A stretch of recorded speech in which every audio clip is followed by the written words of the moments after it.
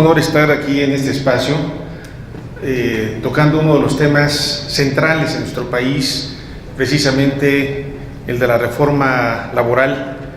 Es realmente uno de los acontecimientos más importantes por lo que se está presentando, la discusión que se está dando.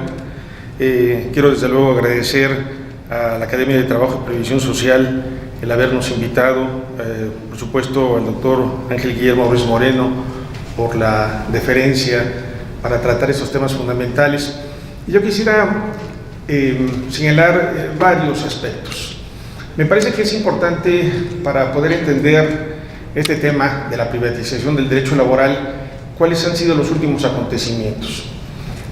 A partir de la reforma constitucional del 24 de febrero de 2017, en la que se da un escenario muy importante, sobre todo con la desaparición de las juntas de conciliación y arbitraje, se presentó un proyecto de iniciativa por dirigentes de la CROC y la CTM el pasado 7 de diciembre de 2017. Habrá que señalar que derivado de esto hubo una propuesta de dictamen recientemente, del 23 de marzo de 2018. Apenas esta semana que está concluyendo se ha presentado este dictamen en el Senado, y lo que yo quiero permitirme es analizar brevemente cuáles los ámbitos que se están tocando, y quisiera señalar brevemente los aspectos más importantes. En cuanto al tema de la subcontratación, que era un tema que había sido propuesto en el dictamen, se retira ahora lo que se planteaba como permitir que abarcara la totalidad de las actividades. En otro sentido también se mantiene la aplicación de la unidad de medida de actualización, no hace ninguna modificación al texto, solamente en lugar de salario mínimo aplica esta modalidad.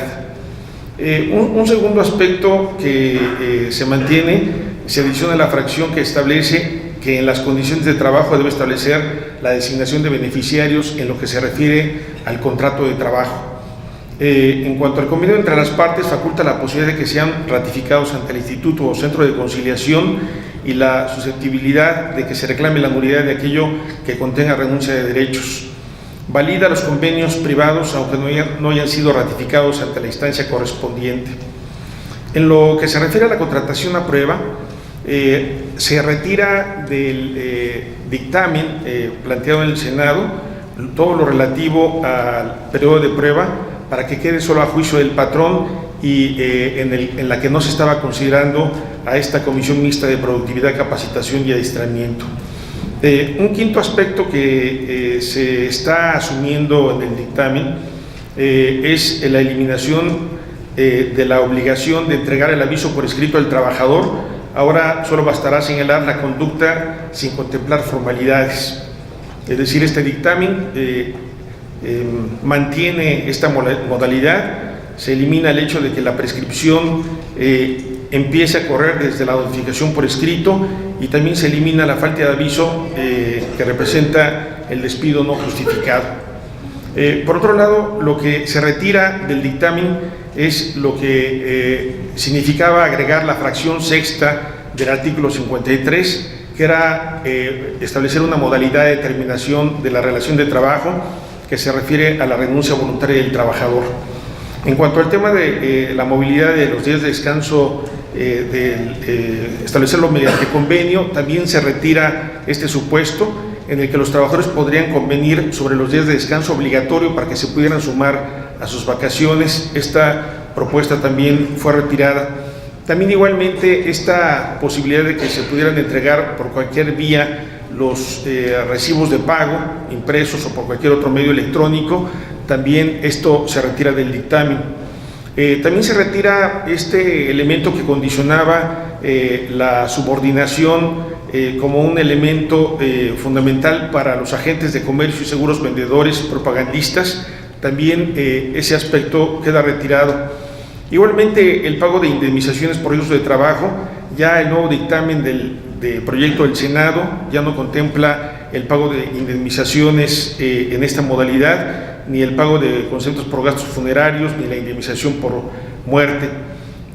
Se hace un agregado en el dictamen que no estaba ni en la propuesta del 7 de diciembre y ahora se plantea que para los temas de riesgos de trabajo, los estudios que hará la Secretaría de Trabajo y Previsión Social se harán de acuerdo con el progreso de la medicina del trabajo como una modalidad en lo que se refiere a las enfermedades.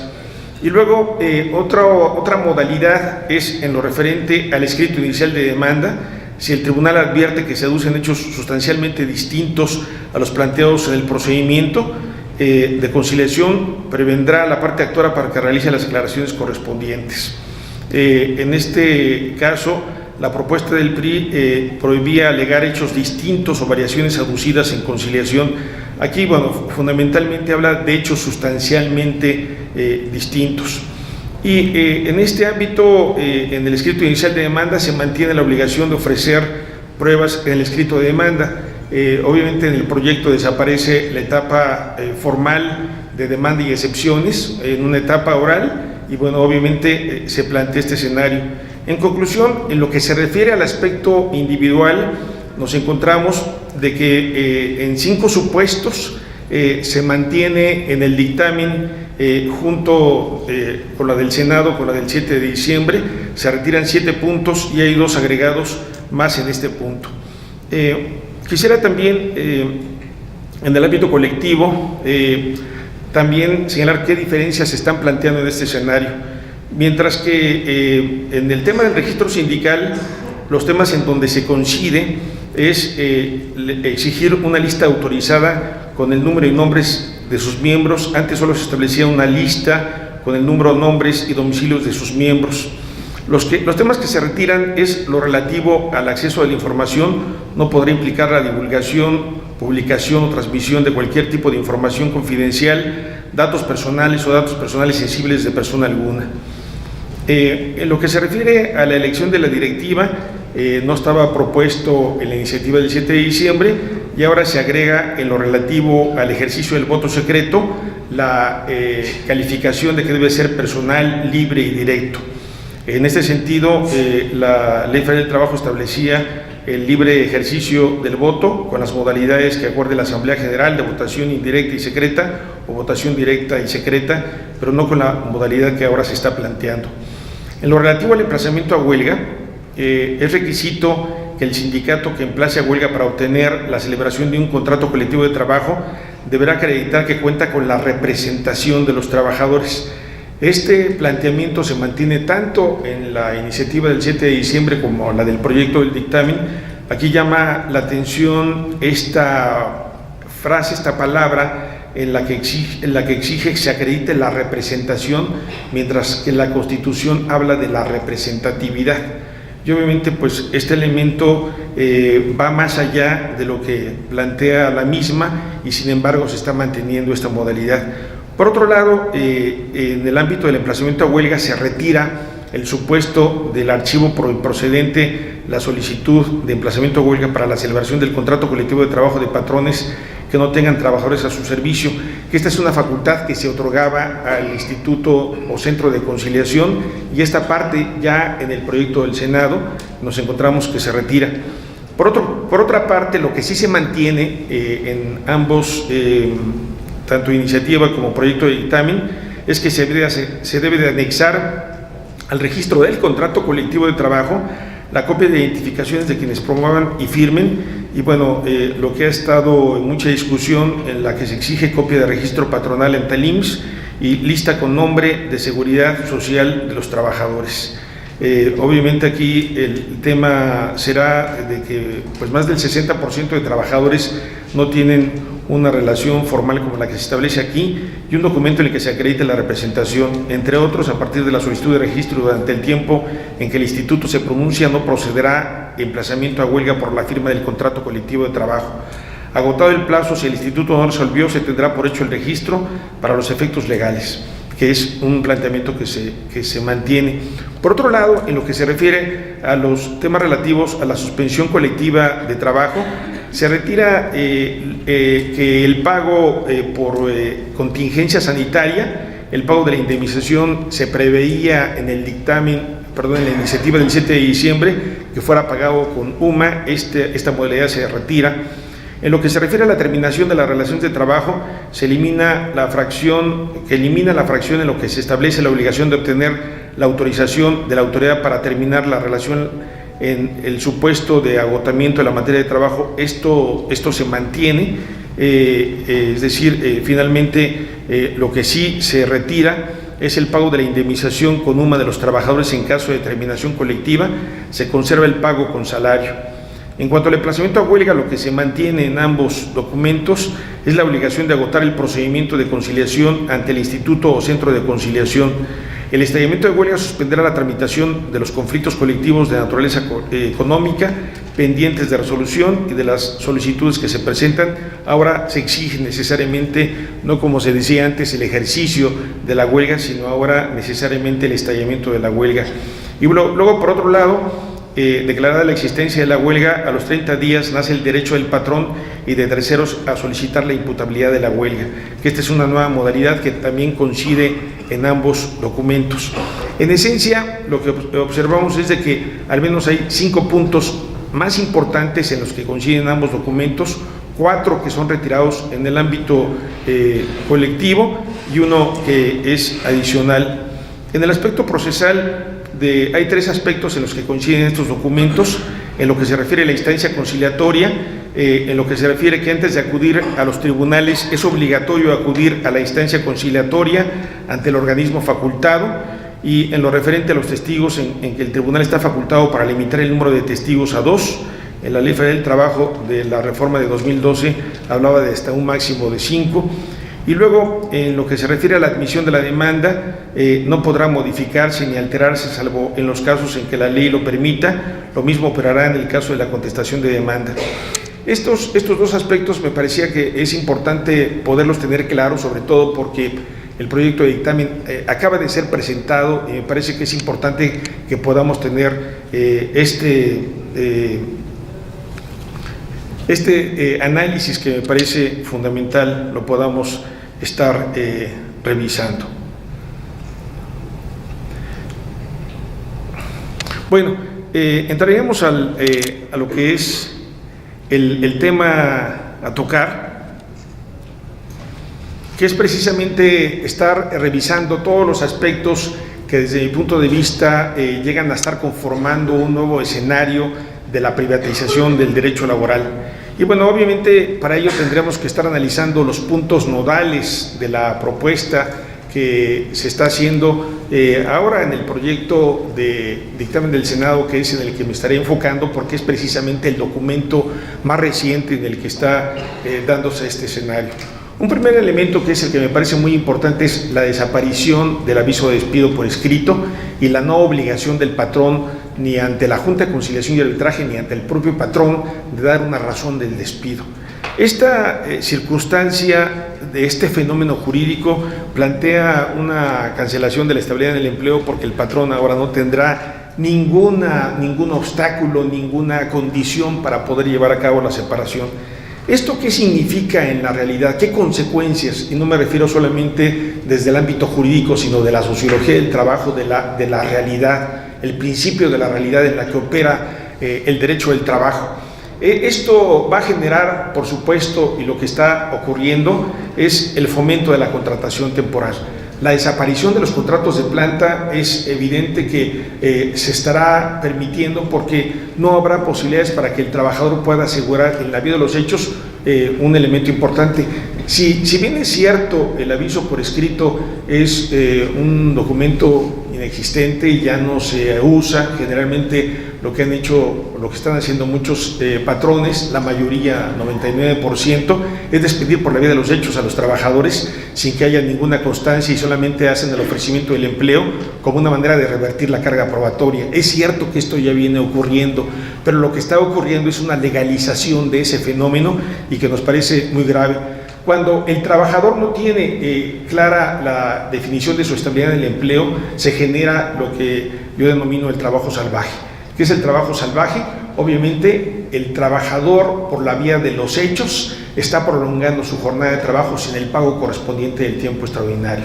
lo que trae como consecuencia es el aumento de la explotación del trabajador, para que en todo caso, condicionando una mayor productividad, se pueda establecer la modalidad de poder mantener la estabilidad en el empleo.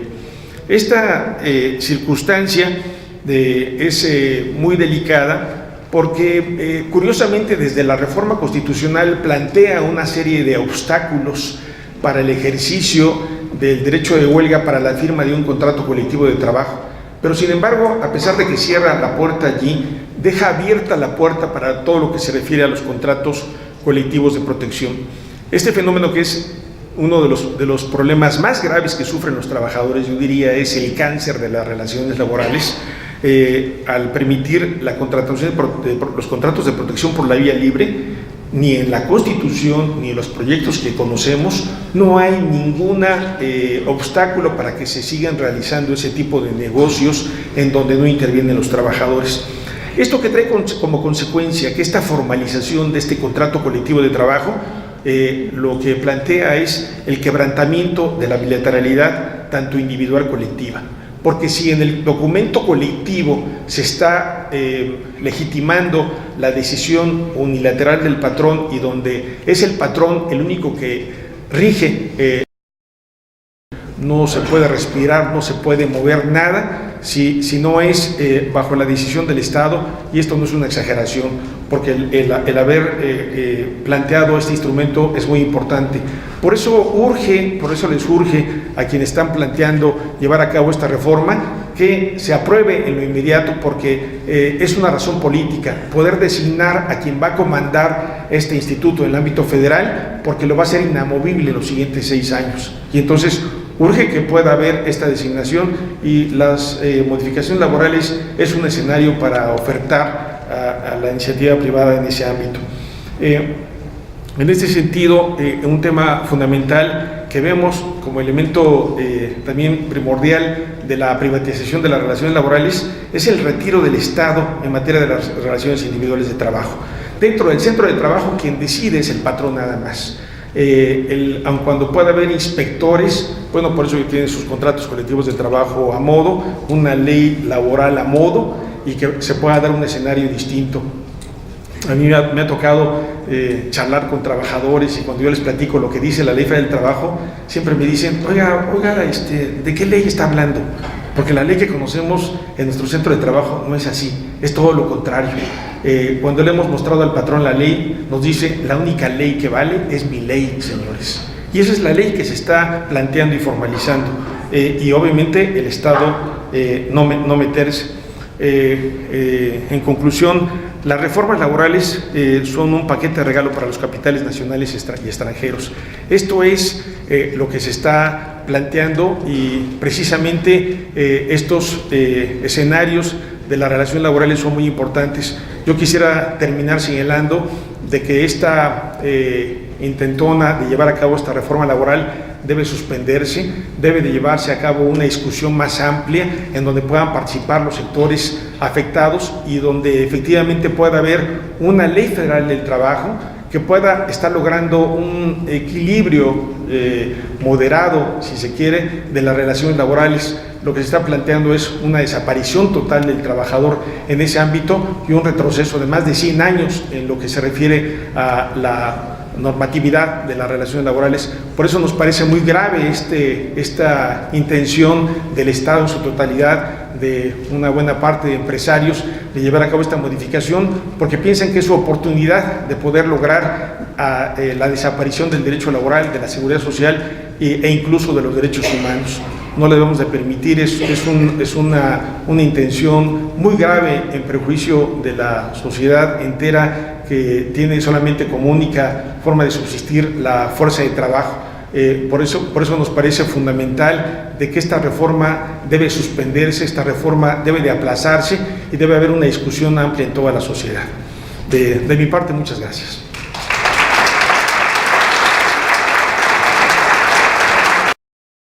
Valiosa participación, estuvo bien brindarnos en estas actividades.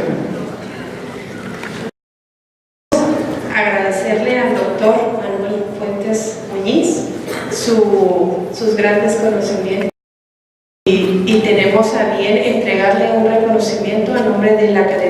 Mexicana del Derecho del Trabajo y de la Previsión Social.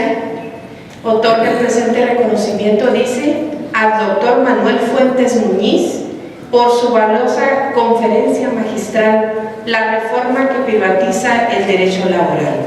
Suscriben el doctor Ángel Guillermo Ruiz Moreno, presidente de la Academia, la licenciada Ana Luisa Herrera Lazo, secretaria del Trabajo y Previsión Social del Gobierno del Estado de Chihuahua. Muchas felicidades, doctor.